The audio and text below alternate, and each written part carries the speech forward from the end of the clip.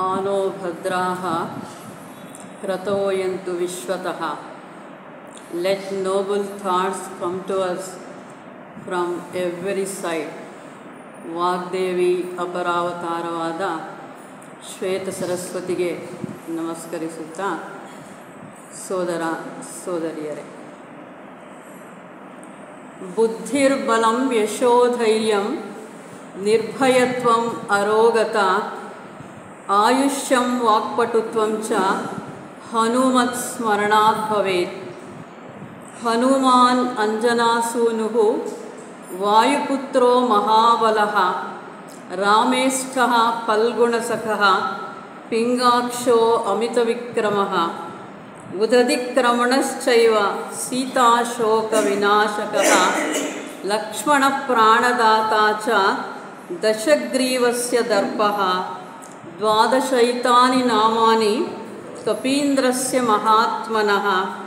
ಸ್ವಾಪಕಾಲೇ ಪಠೇನ್ನಿತ್ಯಂ ಯಾತ್ರಾಕಾಲೇ ವಿಶೇಷತಃ. ತಸ್ಯ ಮೃತ್ಯುಭಯಂ ನಾಸ್ತಿ ಸರ್ವತ್ರ ವಿಜಯೀ ಭವೇತ್. ಯತ್ರ ಯತ್ರ ರಘುನಾಥಕೀರ್ತನಂ ತತ್ರ ತತ್ರ ಕೃತಮಸ್ತಕಾಂಜಲಿಂ. ಬಾಷ್ಪವಾರಿ ಪರಿಪೂರ್ಣಲೋಚನಂ ಮಾರುತಿಂ ನಮತ ರಾಕ್ಷಸಾಂತಕಂ. ರಾಮಾಯಣ ಮರ್ಯಾದಾ ಪುರುಷೋತ್ತಮ ಶ್ರೀರಾಮಚಂದ್ರನ ಕಥೆ. ರಾಮ ಆಯನ, ರಾಮನ ಜೀವನದ ಪ್ರಯಾಣ ರಾಮಾಯಣ. ಅದರಲ್ಲಿ ಕಾಂಡಗಳು ಇವೆ. ನಾವು ಆಗಲೇ ನೋಡಿದ ಹಾಗೆ ಬಾಲಕಾಂಡ, ಅಯೋಧ್ಯಕಾಂಡ, ಹೀಗೆ. ಅದರಲ್ಲಿ ಮುಂದುವರೆದ ಭಾಗ ಸುಂದರಕಾಂಡ. ಇಡೀ ಶ್ರೀರಾಮ ರಾಮಾಯಣದ ನಾಯಕನಾದರೆ ಸುಂದರಕಾಂಡ ಸಂಪೂರ್ಣವಾಗಿ ನಮ್ಮ ರಾಮಸೇವಕ ಹನುಮಂತನ ಮುಖ್ಯ ಪ್ರಾಣದೇವನ ಕಾಂಡ. ಅದನ್ನು ನಾವು ಸುಂದರಕಾಂಡ ಅಂತ ಕರೀತಾ ಇದ್ದೀವಿ. ಸುಂದರಕಾಂಡ ಪ್ರಾರಂಭ ಆಗುವಂಥದ್ದು ಸೀತಾದೇವಿಯ ಅಪಹರಣ ಆಯಿತು. ದುಃಖ ಸಾಗರದಲ್ಲಿ ಮುಳುಗಿದಂತಹ ರಾಮ ಲಕ್ಷ್ಮಣ ದಿಕ್ಕು ತೋಚದೆ ಕಾಡುಗಳಲ್ಲಿ ಅಲಿತಾ ಇದ್ದಾರೆ. ಏನು ಮಾಡಬೇಕು, ಸೀತೆ ಎಲ್ಲಿದ್ದಾಳೆ, ಹೇಗೆ ಹುಡುಕಬೇಕು, ಏನೂ ಅವರಿಗೆ ಅರ್ಥ ಆಗ್ತಾ ಇಲ್ಲ. ಮುಂದಿನ ಹೆಜ್ಜೆ ಏನು ಅನ್ನೋದು ಗೊತ್ತಾಗ್ತಾ ಇಲ್ಲ. ದುಃಖದಲ್ಲಿ ಮುಳುಗಿದ ರಾಮ ಲಕ್ಷ್ಮಣರು ಅಲೆದಾಡುವಂತಹ ಸಂದರ್ಭದಲ್ಲಿ ಸುಗ್ರೀವನ ಸ್ನೇಹ ಆಗುತ್ತೆ. ಸುಗ್ರೀವ ಕೂಡ ರಾಜ್ಯವನ್ನು ಕಳೆದು ಹೆಂಡತಿಯಿಂದ ದೂರವಾಗಿ ನಿಂತು ಪ್ರಾಣ ಭಯದಿಂದ ಅಡಗಿರುವಂತಹ, ಒಬ್ಬರ ನೋವನ್ನು ಒಬ್ಬರು ಅರ್ಥ ಮಾಡಿಕೊಳ್ಳುವಂತಹ ಸ್ಥಿತಿಯಲ್ಲಿ. ಅಂದರೆ ನಮಗೆ ಯಾಕೆ ಕಷ್ಟ ಬರುತ್ತೆ ಎಲ್ಲರೂ ಕೇಳುವಂಥ ಪ್ರಶ್ನೆ. ಯಾತಕ್ಕಾಗಿ ಕಷ್ಟ ಬರುತ್ತೆ ಅಂದರೆ ನಾವು ಕಷ್ಟದಲ್ಲಿ ಮುಳುಗೋಗಬೇಕು ಅನ್ನೋಂಥದ್ದು ಸರ್ವಥಾ ಅಲ್ಲ. ಇನ್ನೊಬ್ಬರ ಕಷ್ಟವನ್ನು ಅರ್ಥ ಮಾಡ್ಕೊಳ್ಳೋದಕ್ಕೆ ಸಾಧ್ಯ ಆಗೋದಕ್ಕೆ ನಮಗೆ ಕಷ್ಟ ಬರುತ್ತೆ. ಥಿಯಾಸಫಿ ಕಷ್ಟವನ್ನು ಎಷ್ಟು ಚೆನ್ನಾಗಿ ಅರ್ಥೈಸುತ್ತೆ ನೋಡಿ. ಇನ್ನೊಬ್ಬರ ಕಷ್ಟ ನನಗೆ ಅರ್ಥ ಆಗಬೇಕು ಅಂದರೆ ಹಾಗೆ ಅರ್ಥ ಆದರೆ ಸಂತೋಷ. ಆದರೆ ನಾವು ಸುಖದಲ್ಲಿ ಇದ್ದಾಗ ಕಷ್ಟದ ಯೋಚನೆ ನಮ್ಗೆ ಇರೋದಿಲ್ಲ. ಕಷ್ಟದಲ್ಲಿ ಮಾತ್ರ ಅದರ ಯೋಚನೆ ನಮಗೆ ಕಾಡುತ್ತೆ. ಹಾಗಾಗಿ ಇನ್ನೊಬ್ಬರ ಹಸಿವು ನಮ್ಗೆ ಅರ್ಥ ಆಗಬೇಕಾದ್ರೆ ನಮಗೆ ಹಸಿವು ಗೊತ್ತಾಗಬೇಕು. ನಮಗೆ ಹಸಿವು ಗೊತ್ತಾದಾಗ ಮಾತ್ರ ಇನ್ನೊಬ್ಬರ ಹಸಿವು ಅಂದರೆ ಏನು, ಹಸಿವಿನ ನೋವೇನು ಅನ್ನುವಂಥದ್ದು ಅರ್ಥ ಆಗುವಂಥದ್ದು. ಹಾಗೆಯೇ ಇಲ್ಲಿ ಸುಗ್ರೀವ ರಾಜ್ಯದಿಂದ ದೂರ ಆಗಿದ್ದಾನೆ, ತನ್ನ ಪತ್ನಿಯಿಂದ ದೂರ ಆಗಿದ್ದಾನೆ. ಪತ್ನಿ ವಿಯೋಗದ ನೋವೇನು ಅನ್ನುವಂಥದ್ದು ಸುಗ್ರೀವನಿಗೆ ಅರ್ಥ ಆಗಿದೆ. ಹಾಗಾಗಿ ಶ್ರೀರಾಮಚಂದ್ರನ ನೋವು ಏನು ಅನ್ನುವಂಥದ್ದು ಅರ್ಥ ಇನ್ನಷ್ಟು ಚೆನ್ನಾಗಿ ಆಗುತ್ತೆ. ಹಾಗೆ ಸುಗ್ರೀವನ ಮೈತ್ರಿ ಆಯಿತು. ಸುಗ್ರೀವನ ಮೈತ್ರಿ ಆದ ನಂತರ ವಾಲಿಯ ವಧೆಯಾಯಿತು. ಈ ಸಂದರ್ಭದಲ್ಲಿ ಪ್ರಪ್ರಥಮವಾಗಿ ನಮ್ಮ ನಾಯಕ ರಾಮದಾಸ ಆ ಶ್ರೀರಾಮಚಂದ್ರನ ದರ್ಶನವನ್ನು ಪಡೀತಾನೆ. ಇಂಟ್ಯೂಟಿವ್ ರಿಕಗ್ನಿಷನ್ ಅಂತ ಹೇಳ್ತೀವಿ. ಅದೇ ಕೆಲವು ವ್ಯಕ್ತಿಗಳನ್ನು ನಾವು ನೋಡ್ತಾ ಇದ್ದ ಹಾಗೆ ಅವರ ಮೇಲೆ ನಮಗೆ ಯಾವುದೋ ಒಂದು ರೀತಿಯಾದ ಪ್ರೀತಿ ಗೌರವ ಬರುತ್ತೆ. ಅದನ್ನು ನಾವು ಇಂಟ್ಯೂಟಿವ್ ಅಂತ ಹೇಳಿ, ಒಳಗಡೆನೆ ನಮಗೆ ಯಾವುದೂ ಕಾರಣನೇ ಇರೋದಿಲ್ಲ. ಆ ರೀತಿಯಲ್ಲಿ ಶ್ರೀರಾಮಚಂದ್ರನ ನೋಡಿದಂತಹ ಹನುಮಂತನಿಗೆ ಇವನೇ ನನ್ನ ದೈವ ಅನ್ನೋಂಥದ್ದು ಅರ್ಥ ಆಯಿತು. ಆ ಕ್ಷಣದಿಂದ ಇಲ್ಲಿಯವರೆಗೂ ಅಂತ ನಾನು ಯಾಕೆ ಹೇಳ್ತಾ ಇದ್ದೀನಿ ಅಂದರೆ, ಹನುಮಂತ ಚಿರಂಜೀವಿ.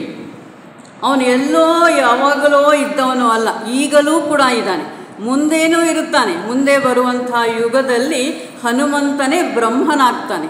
ಅಂದರೆ ಈ ಕ್ಷಣದವರೆಗೂ ಕೂಡ ಹನುಮಂತ ನನ್ನ ದೈವ ಶ್ರೀರಾಮಚಂದ್ರ ಮರ್ಯಾದಾ ಪುರುಷೋತ್ತಮ ಅಂತ ಆ ಕ್ಷಣದಲ್ಲಿ ತಗೊಂಡ. ಅಲ್ಲಿಂದ ಇಲ್ಲಿಯವರೆಗೂ ಮುಂಬರುವಂತಹ ಯುಗಗಳಲ್ಲೂ ಕೂಡ ಹನುಮಂತನ ಇಷ್ಟ ದೈವ ಶ್ರೀರಾಮಚಂದ್ರ. ಇಲ್ಲಿ ನಾವು ಹನುಮಂತನ ವಿಚಾರದಲ್ಲಿ ಗಮನಿಸ್ಕೊಳ್ಳುವಾಗ ನಮಗೆ ಮುಖ್ಯವಾಗಿ ಕಾಣುವಂಥದ್ದು ಏನು ಅಂದರೆ ಸ್ವಾರ್ಥರಹಿತ ಜೀವನ. ನಾವು ಇಡೀ ಹನುಮಂತನನ್ನು, ಹನುಮಂತ ರಾಮಾಯಣದಲ್ಲಿ ಪ್ರವೇಶವನ್ನು ಪಡೆದ ಕ್ಷಣದಿಂದ ನಾವು ಎಲ್ಲಿ ಹನುಮಂತನನ್ನು ನೋಡಿದ್ರೂ ಕೂಡ ಯಾವ ಕೋಣದಲ್ಲೂ ನಮಗೆ ಸ್ವಾರ್ಥ ಕಾಣಿಸೋದಿಲ್ಲ. ಅಂತಹ ನಿಸ್ವಾರ್ಥಿ ಭಕ್ತನನ್ನು ನಾವಿನ್ನೆಲ್ಲೂ ಕಾಣೋದಕ್ಕೆ ಸಾಧ್ಯ ಇಲ್ಲ, ಅದು ಹನುಮಂತನಲ್ಲಿ ಮಾತ್ರ.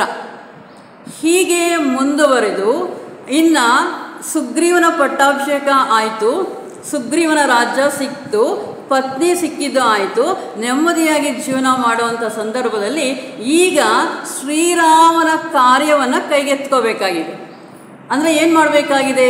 ಸೀತಾನ್ವೇಷಣೆ ನಡೆಯಬೇಕಾಗಿದೆ. ಸೀತಾದೇವಿ ಎಲ್ಲಿದ್ದಾಳೆ ಫಸ್ಟ್ ಹುಡುಕಬೇಕಾಗಿದೆ. ಈಗ ಕಾಯಿಲೆ ಬಂದಾಗ ಡಯಾಗ್ನೋಸಿಸ್ ಹೇಗೆ ಮುಖ್ಯನೋ ಹಾಗೆ ಸೀತಾದೇವಿನ ಪಡಿಬೇಕು ಅಂದರೆ ಎಲ್ಲಿದ್ದಾಳೆ ಫಸ್ಟ್ ತಿಳ್ಕೊಬೇಕಾಗಿದೆ. ಸೀತಾನ್ವೇಷಣೆ ಅನ್ವೇಷಣೆ ಹುಡುಕಬೇಕಾಗಿದೆ, ತಿಳ್ಕೊಬೇಕಾಗಿದೆ. ಹಾಗಾಗಿ ಎಲ್ಲ ವಾನರ ಸಮೂಹವನ್ನು ಕರೆದು ಒಬ್ಬೊಬ್ಬರಿಗೆ ಒಂದೊಂದು ದಿಕ್ಕನ್ನು ಕೊಟ್ಟು, ಉತ್ತರಕ್ಕೆ ನೀವು ಹೋಗಿ, ಪಶ್ಚಿಮಕ್ಕೆ ನೀವು ಹೋಗಿ, ಪೂರ್ವಕ್ಕೆ ನೀವು ಹೋಗಿ, ದಕ್ಷಿಣಕ್ಕೆ ಈ ಗುಂಪು ಹೋಗಲಿ ಅಂತೆಲ್ಲರಿಗೂ ಆ ಕಾರ್ಯವನ್ನು ಒಪ್ಪಿಸಿ ಕಳಿಸ್ಕೊಡುವಂಥ ಸಂದರ್ಭದಲ್ಲಿ ಶ್ರೀರಾಮಚಂದ್ರ ತನ್ನ ಪ್ರಿಯ ಭಕ್ತನಾದ ಹನುಮಂತನನ್ನು ಹತ್ತಿರಕ್ಕೆ ಕರ್ಕೊಂಡು ಬಂದು ಅವನಿಗೆ ಮುದ್ರಿಕೆಯನ್ನು ಕೊಟ್ಟು ಸೀತಾದೇವಿಯನ್ನು ಕಂಡಾಗ ನೀನೇ ನನ್ನ ಪ್ರಿಯ ಭಕ್ತ ಅನ್ನೋಂಥದ್ದು ಅರ್ಥ ಆಗಬೇಕು ಸೀತಾ ಮಾತೆಗೆ, ನಾನು ಅವಳಿಗಾಗಿ ಕಾಯ್ತಾ ಇದ್ದೀನಿ ಅನ್ನೋದು ಮಾತೆಗೆ ಗೊತ್ತಾಗಬೇಕು, ತಗೋ ಈ ಮುದ್ರಿಕೆಯನ್ನು ಅಂತ ಹೇಳಿ ಮುದ್ರಿಕೆಯನ್ನು ಕೊಟ್ಟು ಕಳಿಸ್ಕೊಡ್ತಾನೆ. ಆಮೇಲೆ ಹೀಗೆ ವಾನರ ಸಮೂಹ ಎಲ್ಲ 4 ದಿಕ್ಕುಗಳಲ್ಲಿ ಸೀತೆಯ ಅನ್ವೇಷಣೆಗಾಗಿ ಹೊರಟುತ್ತೆ. ಹಾಗೆಯೇ ಹೋದರು, ಉತ್ತರಕ್ಕೆ ಕೆಲವರು, ದಕ್ಷಿಣಕ್ಕೆ ಕೆಲವರು, ಹೀಗೆ ದಕ್ಷಿಣಕ್ಕೆ ಬಂದಂತಹ ಜಾಂಬವಂತ, ವಾಲಿಯ ಪುತ್ರನಾದ ಅಂಗದ, ನಮ್ಮ ಹನುಮಂತ ಇವರೆಲ್ಲ ಹುಡುಕ್ತಾ ಬಂದರು. ದಕ್ಷಿಣದ ಕಡೆ ಬರ್ತಾ ಇದ್ದಾರೆ. ಎಲ್ಲೂ ಸೀತೆ ಸಿಗಲಿಲ್ಲ. ದೊಡ್ಡ ಸಮುದ್ರ ಅಡ್ಡ ಆಯಿತು. ಇನ್ನು ಮುಂದೆ ಹೋಗೋದಕ್ಕೆ ಜಾಗ ಇಲ್ಲ. ಇಲ್ಲಿವರೆಗೂ ಎಲ್ಲೆಲ್ಲಿ ಹುಡುಕಿದ್ರು ಸೀತೆಯ ಜಾಡು ಮಾತ್ರ ಸಿಗಲಿಲ್ಲ. ಇನ್ನೇನಾಯಿತು? ಎಲ್ಲರೂ ಕೂತು ಯೋಚನೆ ಮಾಡ್ತಾ ಇದ್ದಾರೆ. ಸುಗ್ರೀವಾಜ್ಞೆ ಅನ್ನುವಂಥ ಪದ ನಾವು ಈಗಲೂ ಉಪಯೋಗಿಸ್ತೀವಿ. ಸುಗ್ರೀವಾಜ್ಞೆಯನ್ನು ಹೊರಡಿಸಿದ್ದಾರೆ ಅಂತ ಹೇಳ್ತೀವಿ ಸರ್ಕಾರಕ್ಕೆ. ಅಂದರೆ ಸುಗ್ರೀವನಿಂದ ಒಂದು ಆಜ್ಞೆ ಬಂತು ಅಂದರೆ ಅದನ್ನು ಉಲ್ಲಂಘನೆ ಮಾಡೋದಕ್ಕೆ ಸಾಧ್ಯ ಇಲ್ಲ. ಈಗ ಸುಗ್ರೀವ ನಮಗೊಂದಷ್ಟು ಗಡುವನ್ನು ಕೊಟ್ಟಿದ್ದಾನೆ. ನೀವಿಷ್ಟು ದಿನದ ಒಳಗಡೆ ಸೀತಾನ್ವೇಷಣೆಯನ್ನು ಮಾಡಿ ವಾಪಸ್ಸು ಬರಬೇಕು ಅಂತ. ಇನ್ನೇನು ಗಡುವು ಮುಗಿಯುವಂತಹ ಸಂದರ್ಭ ಬಂದಿದೆ. ಸೀತಾನ್ವೇಷಣೆ ಇನ್ನೂ ಆಗಿಲ್ಲ. ಹೋಗಲಿ, ಮುಂದಕ್ಕೆ ಹುಡುಕೊಂಡು ಹೋಗೋಣ ಅಂದರೆ ಸಮುದ್ರ ಅಡ್ಡ ಬಂದಿದೆ, ಮುಂದಕ್ಕೆ ಹೋಗೋದಕ್ಕೆ ಸಾಧ್ಯ ಇಲ್ಲ. ಹೀಗೆ ಪ್ರತಿಯೊಬ್ಬರೂ ಕೂಡ ಜಾಂಬವಂತ, ಅಂಗದ, ಹನುಮಂತ, ಇನ್ನು ಇತರ ವಾನರರೆಲ್ಲರೂ ಕೂಡ ಯೋಚನೆ ಮಾಡ್ತಾ ಕೂತ್ಕೊಂಡ್ಬಿಟ್ರು. ಏನು ಮಾಡುವಂಥದ್ದು, ಗಡುವು ಮುಗೀತಾ ಇದೆ, ಸೀತಾದೇವಿ ಎಲ್ಲಿದ್ದಾಳೆ ಅನ್ನೋವಂಥದ್ದು ಗೊತ್ತಾಗಲಿಲ್ಲ. ಹೀಗೆ ಇದ್ದರೂ ಸಾವು ತಪ್ಪಿದ್ದಲ್ಲ, ಹಿಂದಕ್ಕೆ ಹೋದರೂ ಸಾವು ತಪ್ಪಿದ್ದಲ್ಲ, ಇನ್ನೇನು ಮಾಡೋದು ಅಂತ ಚಿಂತೆಯಲ್ಲಿ ಮುಳುಗೋಗಿರ್ತಾರೆ. ಆಗ ಜಾಂಬವಂತ ಬಂದು, ನೋಡು, ಇಂಥ ಉದ್ದಗಲವಾದ ಸಮುದ್ರವನ್ನು ದಾಟುವಂಥ ಶಕ್ತಿ ನನಗಿದೆ. ಆದರೆ ಆಚೆಯ ದಾಡಕ್ಕೆ ಹೋದ ಮೇಲೆ ನನ್ನ ವಯಸ್ಸಿನ ಕಾರಣ ನಾನು ವಾಪಸ್ಸು ಬರೋದಕ್ಕೆ ಸಾಧ್ಯ ಇಲ್ಲ.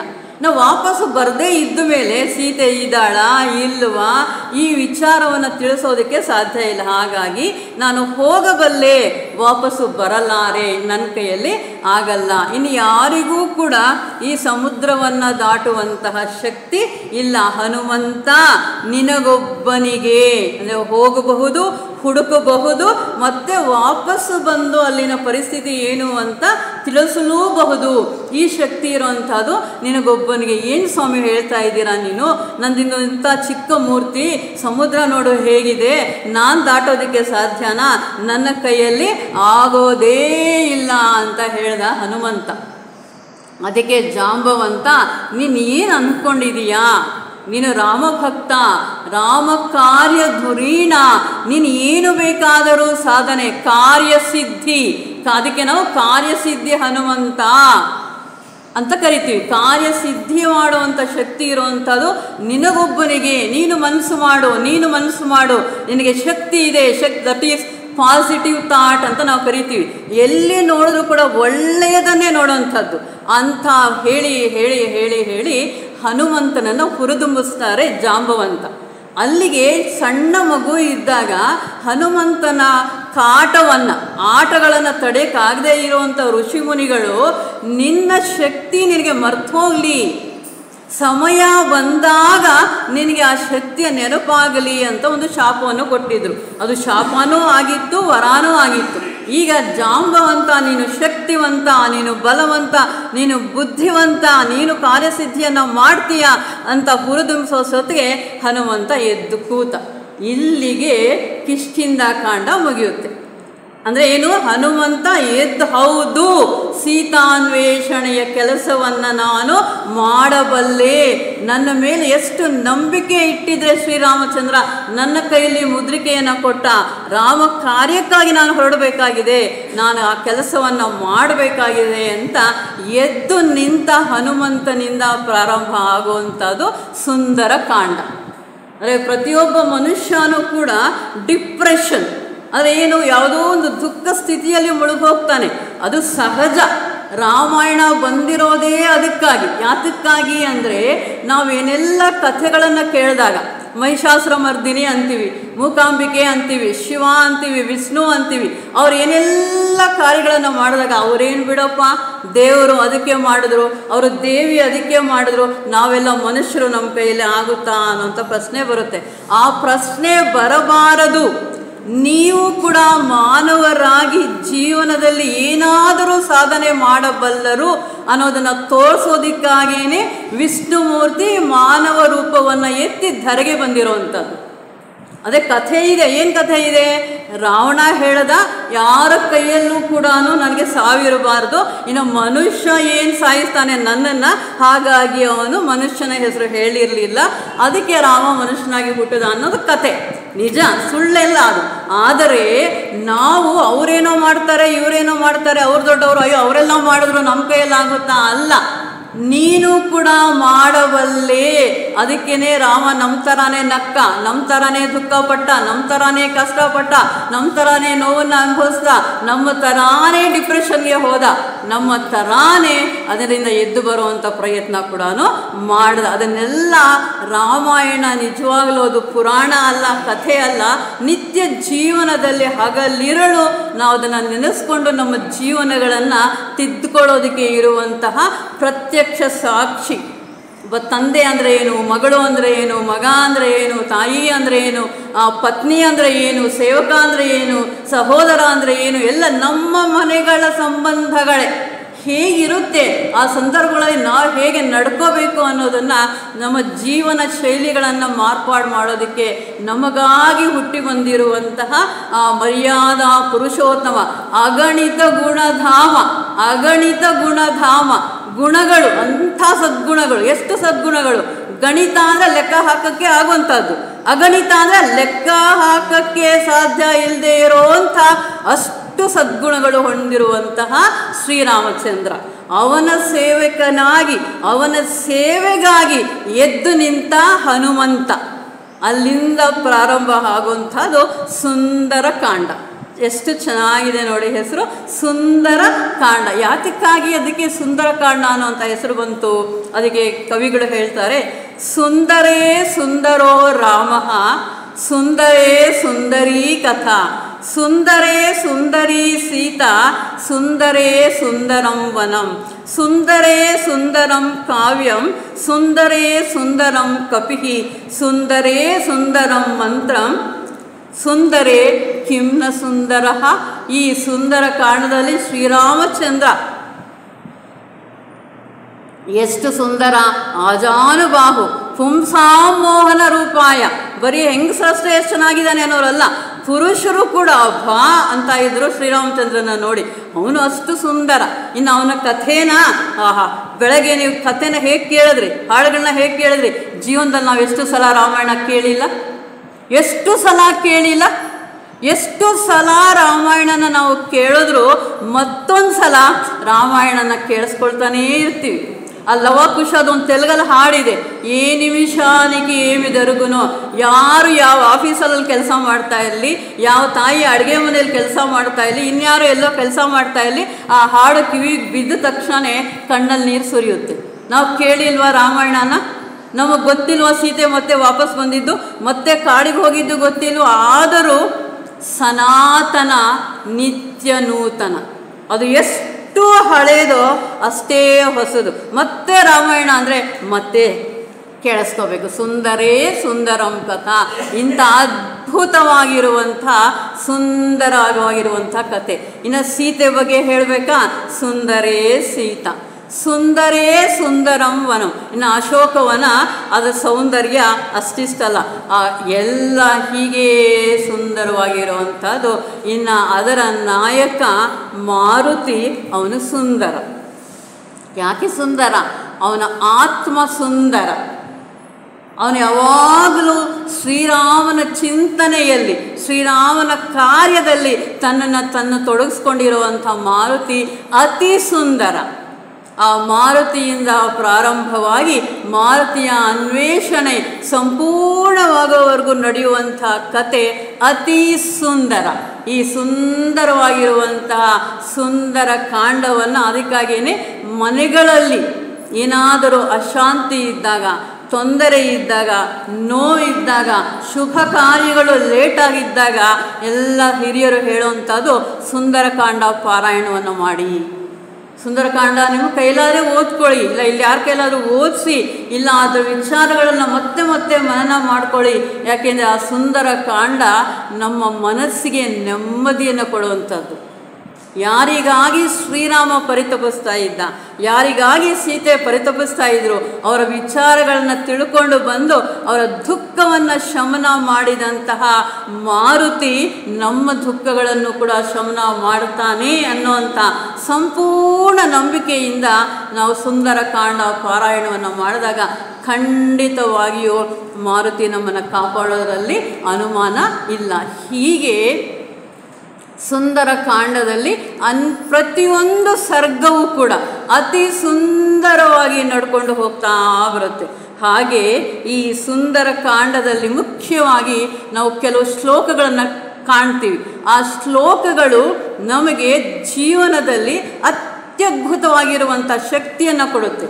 ಯಾವುದೇ ಕಾರ್ಯ ಸಫಲವಾಗಬೇಕಾದರೆ ಮುಖ್ಯವಾಗಿ 2 ಅಂಶಗಳು ಇರಲೇಬೇಕು. ಅದು ಯಾವುದು ಅಂದರೆ, ಒಂದು ಪುರುಷ ಪ್ರಯತ್ನ, ಎರಡನೇದು ದೈವಕೃಪೆ. ಎತ್ತ ಯೋಗೀಶ್ವರ ಕೃಷ್ಣೋ ಎತ್ತ ಪಾರ್ಥೋ ಧನುರ್ಧರ. ಪಾರ್ಥ ದುಃಖದಲ್ಲಿ ಇದ್ದರೆ ಯಶಸ್ಸು ಸಿಕ್ಕಲ್ಲ. ಅಲ್ಲ, ಕೃಷ್ಣನನ್ನೇ ಯೋಚನೆ ಮಾಡದೇ ಇದ್ರೆ ಯಶಸ್ಸು ಸಿಕ್ಕಲ್ಲ. ಕೃಷ್ಣ ಇರಬೇಕು, ಅರ್ಜುನನ ಪ್ರಯತ್ನ ಇರಬೇಕು. ಹಾಗೆಯೇ ಯಾವುದೇ ಕೆಲಸ ಕಾರ್ಯಗಳನ್ನು ಮನುಷ್ಯನಾದವನು ಸಾಧಿಸಬೇಕಾದರೆ ಈ ಎರಡು ಅಂಶಗಳು ಮುಖ್ಯವಾಗಿ ಇರಬೇಕು. ಯಾವುದದು ಅಂದರೆ ಪುರುಷ ಪ್ರಯತ್ನ, ನಾವು ಪ್ರಯತ್ನ ಮಾಡಬೇಕು ಆ ಕಾರ್ಯವನ್ನು ಸಿದ್ಧಿಸ್ಕೊಳ್ಬೇಕು ಅಂತ. ಎರಡನೇದು ಅದರಲ್ಲಿ ದೈವ ಕೃಪೆ ಇರಬೇಕು. ಇವೆರಡೂ ಇದ್ದಾಗ ಮಾತ್ರ ನಾವು ಬೇಕು ಅಂದ ಕಾರ್ಯವನ್ನು ಸಾಧನೆ ಮಾಡೋದಕ್ಕೆ. ಬೇಕು ಅಂದ ಕಾರ್ಯ ಅಂದರೆ ಧರ್ಮ ಕಾರ್ಯ, ಇನ್ನೊಬ್ಬರಿಗೆ ತೊಂದರೆ ಮಾಡುವಂಥ ಕಾರ್ಯ ಅಲ್ಲ. ಇನ್ನೊಬ್ಬರಿಗೆ ತೊಂದರೆ ಮಾಡೋದ್ರಲ್ಲಿ ನಮಗೆ ದೈವ ಪ್ರೀತಿ ಸಿಗೋದಕ್ಕೆ ಸಾಧ್ಯ ಇಲ್ಲ. ಆ ದೈವ ಪ್ರೀತಿಯನ್ನು ನಾವು ಪಡೆದು ನಮ್ಮ ಕಾರ್ಯಗಳನ್ನು ಸಫಲ ಮಾಡ್ಕೋಬೇಕಾದ್ರೆ ಹೆಜ್ಜೆ ಹೆಜ್ಜೆಯಲ್ಲೂ ಹನುಮಂತ ನಮಗೆ ತೋರಿಸ್ಕೊಡ್ತಾನೆ ಯಾವ ರೀತಿಯಲ್ಲಿ ಅವನು ಪ್ರಾರ್ಥನೆಯನ್ನು ಮಾಡಿ ಮುಂದಿನ ಹೆಜ್ಜೆಯನ್ನು ಹಾಕ್ತಾನೆ ಅಂತ. ಈ ಪ್ರಾರ್ಥನೆಗಳು ನಮ್ಮ ಜೀವನದಲ್ಲಿ ತುಂಬ ನೆಮ್ಮದಿಯನ್ನು, ಶಾಂತಿಯನ್ನು ಕೊಡುವಂಥ ಪ್ರಾರ್ಥನೆಗಳು. ಯಾವುದದು? ಜಯತ್ ಅತಿಬಲೋ ರಾಮೋ ಲಕ್ಷ್ಮಣಶ್ಚ ಮಹಾಬಲಃ ರಾಜಾ ಜಯತು ಸುಗ್ರೀವೋ ರಾಘವೇಣಾಭಿಪಾಲಿತಃ ನಮೋಸ್ತು ರಾಮಾಯ ಸಲಕ್ಷ್ಮಣಾಯ ದೇವೇ ಚ ತಸ್ಮೈ ಜನಕಾತ್ಮಜಾಯ ನಮೋಸ್ತು ರುದ್ರೇಂದ್ರ ಯಮನೀಲಭ್ಯೋ ನಮೋಸ್ತು ಚಂದ್ರಾರ್ಕ ಮರುದ್ಗಣೇಭ್ಯ. ಈ ರೀತಿಯಾಗಿ ಪೂರ್ವ ದಿಕ್ಕಿಗೆ ತಿರುಗಿ ಜಯತ್ತರ ಜಯವಾಗಲಿ ಶ್ರೀರಾಮಚಂದ್ರನಿಗೆ, ಜಯವಾಗಲಿ ಸೀತಾಮಾತೆಗೆ ಅಂತ ಪ್ರಾರ್ಥನೆಯನ್ನು ಮಾಡಿ ಮುಂದುವರಿಯುತ್ತೆ ಅವನ ಪ್ರಯಾಣ. ಏನದು? ಸಮುದ್ರ ಲಂಘನ, ಸೀತಾನ್ವೇಷಣೆ. ಹಾಗೆ ತಥೋ ರಾವಣ ಸೀತಾಯಾಃ ಶತ್ರುಕರ್ಷಣಃ ಯೇಷ ಪದಮನ್ವೇಷ್ಟು ಚಾರಣಾಚರಿತೆ ಪಥಿ. ಈ ರೀತಿಯಾಗಿ ದೃಢವಾದ ಸಂಕಲ್ಪ, ಅಂದರೆ ಯಾವುದೇ ಕಾರ್ಯ ಆಗಬೇಕಾದ್ರೆ ಮೊದಲು ಬೇಕಾಗಿರುವಂಥದ್ದು ಸಂಕಲ್ಪ. ನಮ್ಮೆಲ್ಲರಿಗೂ ಗೊತ್ತು, ವೀರ್ಯವತ್ತಾದ ಶಕ್ತಿ, ಯೋಚನೆಗಳ ವೀರ್ಯವತ್ತಾದ ಶಕ್ತಿ ನಮಗೆ ಅರ್ಧ ಕೆಲಸನ ಮುಗಿಸಿಕೊಡುತ್ತೆ. ನಾನು ಮಾಡಬಲ್ಲೆ, ಮಾಡಲೇಬೇಕು ಅನ್ನುವಂಥ ದೃಢ ಸಂಕಲ್ಪವನ್ನು ಮಾಡಿ ಆ ಹನುಮಂತ ದೊಡ್ಡದಾಗಿ ಬೆಳೆದು ಈಗ ಇನ್ನೇನು ಆ ಯಕ್ಷಗಂಧರ್ವರು ಹಾರಾಡುವಂತಹ ಆಕಾಶ ಮಾರ್ಗದಲ್ಲಿ ತನ್ನ ಪ್ರಯಾಣವನ್ನು ಮುಂದುವರಿಸ್ತಾನೆ. ಯಾತಕ್ಕಾಗಿ ಅಂದರೆ ಸೀತೆಯ ಅನ್ವೇಷಣೆಗಾಗಿ. ಹೀಗೆ ದೊಡ್ಡದಾಗಿ ಬೆಳೆದಂತಹ ಹನುಮಂತ ಶ್ರೀರಾಮಚಂದ್ರನಿಗೆ ನಮಸ್ಕಾರಗಳನ್ನು ತಿಳಿಸಿ ಹಾಗೇ ಸಮುದ್ರದ ಮಾರ್ಗದಲ್ಲಿ ಮೇಲೆ ಯಕ್ಷಗಂಧರ್ವರು ಹೋಗುವಂಥ ದಾರಿಯಲ್ಲಿ ಸೀತಾನ್ವೇಷಣ ಸಂಕಲ್ಪದಿಂದ ಮುಂದುವರಿತಾ ಇದೆ ಆತನ ಪ್ರಯಾಣ. ಇಂದ್ರಾದಿ ದೇವತೆಗಳಿಗೆಲ್ಲರಿಗೂ ಆನಂದ ಆಯಿತು, ಸಮುದ್ರ ರಾಜನಿಗೂ ಆನಂದ ಆಯಿತು. ಅದು ಬ್ಲೆಸ್ಸಿಂಗ್, ಆಶೀರ್ವಾದವನ್ನು ನಾವು ಪಡಿಬೇಕು. ಸಮಾಜದ ಆಶೀರ್ವಾದ, ನಮ್ಮ ಮನೆಯ ಆಶೀರ್ವಾದ, ಹಿರಿಯರ ಆಶೀರ್ವಾದ ನಮಗೆ ಬರಬೇಕು ಅಂದರೆ ನಮ್ಮಲ್ಲಿ ಅಂಥ ಸತ್ ಸಂಕಲ್ಪ ಇರಬೇಕು. ಒಳ್ಳೆಯದಾಗಲಿ, ಲೋಕ ಸಮಸ್ತ ಸುಖಿನೋ ಭವಂತು ಅನ್ನುವಂಥ ಸಂಕಲ್ಪದಿಂದ ನಾವು ಕೆಲಸಗಳನ್ನು ಪ್ರಾರಂಭ ಮಾಡಿದ್ರೆ ಇಡೀ ಪ್ರಕೃತಿಯ ಆಶೀರ್ವಾದ ನಮಗೆ ಸಿಗುತ್ತೆ ಅನ್ನೋದರಲ್ಲಿ ನಾವು ಈ ಸುಂದರಕಾಂಡದಲ್ಲಿ ನೋಡ್ತೀವಿ. ತುಂಬ ಸಂತೋಷಪಟ್ಟರು ದೇವತೆಗಳೆಲ್ಲ, ತುಂಬ ಸಂತೋಷಪಟ್ಟರು ಸಮುದ್ರ ರಾಜ. ಆ ಸಮುದ್ರ ರಾಜ ಹೇಳ್ತಾನೆ, ಅವನಲ್ಲಿ ಮೈನಾಕ ಪರ್ವತ ಅಂತ ಸಮುದ್ರದ ಒಳಗಡೆ ಇರುತ್ತೆ. ಸಮುದ್ರ ರಾಜ ಬಂದು ಸಗರ ಚಕ್ರವರ್ತಿಯಿಂದ ನಾನು ಇಷ್ಟೆಲ್ಲ ಬೆಳೆಯೋದಕ್ಕೆ ಸಾಧ್ಯ ಆಯಿತು, ನನ್ನದೇ ಆದ ವಂಶಕ್ಕೆ ಸೇರಿರುವಂಥವರಿಂದ ನನಗೆ ಸಿಕ್ಕಿರುವಂಥ ಸಹಾಯದಿಂದ ನಾನು ಹನುಮಂತನಿಗೆ ಸಹಾಯ ಮಾಡಬೇಕು, ಒಂದು ಸ್ವಲ್ಪ ರೆಸ್ಟ್ ತಗೋಬೇಕು ಅನ್ನೋಂಥ ಭಾವನೆಯಲ್ಲಿ ಇದ್ದೀನಿ ಮೈನಾಕ. ನೀನು ಕೂಡ ಅವರ ತಂದೆಯಿಂದ ಸಹಾಯವನ್ನು ಪಡೆದಿದೀಯಾ, ಸಮುದ್ರದ ಒಳಗಿರುವಂಥ ನೀನು ಸ್ವಲ್ಪ ಮೇಲೆ ಬಾ, ನಿನ್ನ ಮೇಲೆ ಸ್ವಲ್ಪ ಕಾಲ ನಿಂತು ವಿಶ್ರಾಂತಿ ತಗೊಂಡು ಮತ್ತೆ ಮಾರುತಿ ಅವನು ಮುಂದೆ ಒರೆಯೋದಕ್ಕೆ ಸಾಧ್ಯ ಆಗುತ್ತೆ ಅಂತ ಸಮುದ್ರ ರಾಜ ಮೈನಾಕ ಪರ್ವತನನ್ನು ಕೇಳ್ತಾನೆ. ತುಂಬ ಸಂತೋಷ ಆಯಿತು ಮೈನಾಕ ಪರ್ವತನಿಗೆ. ಹೌದಲ್ವಾ, ರಾಮ ಕಾರ್ಯಾರ್ಥಂ, ರಾಮನ ಕಾರ್ಯಕ್ಕಾಗಿ ಹೊರಟ ಹನುಮಂತನಿಗೆ ನಾನು ಸೇವೆ ಮಾಡೋದು ಅಂದರೆ ಎಂಥ ಭಾಗ್ಯ ಇದು, ನನಗೆ ತುಂಬ ಸಂತೋಷ ಆಗ್ತಾ ಇದೆ, ಖಂಡಿತವಾಗಿಯೂ ನಾನು ಹನುಮಂತನ ಸೇವೆ ಮಾಡ್ತೀನಿ ಅಂತ ಸಮುದ್ರದಲ್ಲಿ ಮುಳುಗಿ ಅವಿತುಕೊಂಡಿದ್ದಂತಹ ಆ ಮೈನಾಕ ಪರ್ವತ ಮೇಲ್ ಬರ್ತಾ ಇದ್ದಂಗೆ ಹನುಮಂತ ಅಂದ್ಕೊಳ್ತಾನೆ, ಇದ್ಯಾವುದೋ ವಿಘ್ನ ಬರ್ತಾ ಇದೆ ನನಗೆ, ನಾನು ರಾಮ ಕಾರ್ಯಾರ್ಥವಾಗಿ ಹೋಗ್ತಾ ಇದ್ದೀನಿ, ಇದ್ಯಾವುದೋ ಅಡ್ಡ ಬಂತು ಅಂತ ಇನ್ನಷ್ಟು ಅಷ್ಟು ವೇಗವಾಗಿ ಹೋಗಿ ಆ ಬೆಟ್ಟಕ್ಕೆ ಹೊಡೆಯುವಂಥ ಪ್ರಯತ್ನನ ಮಾಡ್ತಾನೆ. ಆಗ ಮೈನಾಕ ಮೇಲೆದ್ದು ನಿಂತು, ಇಲ್ಲ ಇಲ್ಲ, ನಿನ್ನ ರಾಮಕಾರ್ಯಕ್ಕೆ ನಾನು ವಿಘ್ನವನ್ನು ತರೋದಿಲ್ಲ, ಅಡ್ಡಿ ಆಗೋದಿಲ್ಲ, ಏನೂ ಇಲ್ಲ, ನೀನು ಅಷ್ಟು ದೂರ ಇನ್ನೂ ಪ್ರಯಾಣ ಮಾಡಬೇಕಾಗಿದೆ, ಒಂದು ಕ್ಷಣ ಕಾಲ ಇಲ್ಲಿ ನಿಲ್ಲು, ನನ್ನಲ್ಲಿರುವಂಥ ಹಣ್ಣು ಹಂಪಲು ತಗೋ, ನೀನು ಸ್ವಲ್ಪ ವಿಶ್ರಾಂತಿಯನ್ನು ಪಡಿ, ಆಮೇಲಿಂದ ನಿನ್ನ ಪ್ರಯಾಣ ಇನ್ನಷ್ಟು ಸುಗಮ ಆಗುತ್ತೆ ಅಂತ ಹೇಳಿದಾಗ ಹನುಮಂತ ಹೇಳ್ದ, ರಾಮನು ಬಿಟ್ಟ ಬಾಣದ ರೀತಿಯಲ್ಲಿ ನನ್ನ ಪ್ರಯಾಣ ಮುಂದೆ ಸಾಗಬೇಕಾಗಿದೆ, ರಾಮ ಕಾರ್ಯ ಸಂಪೂರ್ಣವಾಗುವ ತನಕ ನಾನು ಎಲ್ಲೂ ಕೂಡ ವಿಶ್ರಾಂತಿಯನ್ನು ಪಡೆಯೋದಿಲ್ಲ. ನೋಡಿದ್ರ, ನಾವು ಅಲ್ಲಿಂದ ಬಂದ್ವಿ, ವಾಪಸ್ಸು ಅಲ್ಲಿಗೆ ಹೋಗಬೇಕಾಗಿತ್ತು. ಈ ತುಂಬ ಬಣ್ಣದ ಪ್ರಪಂಚವನ್ನು ನೋಡಿದ್ವಿ, ಬಣ್ಣದ ಪ್ರಪಂಚದಲ್ಲೇ ಇದ್ದು ಬಿಟ್ವಿ ಅಲ್ವಾ. ಮೈನಾಕ ಮೇಲಕ್ಕೆ ಬಂದ, ಹಣ್ಣು ಹಂಪಲು ತಗೋ ಅಂದ, ಹಣ್ಣು ಹಂಪಲು ತಿನ್ಕೊಂಡು ಕೂತ್ಕೋಬೋದಾಗಿತ್ತು ಮಾರುತಿ, ಎಲ್ಲಿಗೆ ಹೋಗಬೇಕು ಅದನ್ನು ಮರ್ತೇ ಹೋಗ್ಬೋದಾಗಿತ್ತು. ನಮ್ಮ ಥರ ನಾವು ಮರ್ತೋದ್ವಲ್ಲ, ಎಲ್ಲಿಗೆ ಹೋಗಬೇಕಾಗಿತ್ತು ಅಂತ ಮರ್ತೋಯ್ತು, ಇಲ್ಲಿಲ್ಲೇ ನಮ್ಮ ಸಂಸಾರದಲ್ಲೇ ನಾವು ಇದ್ದು ಬಿಟ್ವಿ. ಆದರೆ ಮಾರುತಿ ಹಾಗೆ ಮಾಡಲಿಲ್ಲ. ಏನು ಮಾಡ್ದ, ಇಲ್ಲ ಇಲ್ಲ, ರಾಮ ಕಾರ್ಯಾರ್ಥವಾಗಿ ನಾನು ಹೋಗ್ತಾ ಇದ್ದೀನಿ, ಸೀತಾನ್ವೇಷಣೆಗಾಗಿ ಹೋಗ್ತಾ ಇದ್ದೀನಿ, ಸೀತಾ ಮಾತೆ ಎಲ್ಲಿದ್ದಾಳೆ ಅಂತ ನಾನು ತಿಳಿದು ಆ ವಿಷಯವನ್ನು ವಾಪಸ್ಸು ಶ್ರೀರಾಮಚಂದ್ರನಿಗೆ ಹೇಳೋ ತನಕ ನನಗೆ ವಿಶ್ರಾಂತಿ ಬೇಡ. ಅದು ದೃಢ ಸಂಕಲ್ಪ. ಈ ರೀತಿ ಹೇಳಿದ ಮಾರುತಿ ತುಂಬ ಸಂತೋಷ ಆಯಿತು.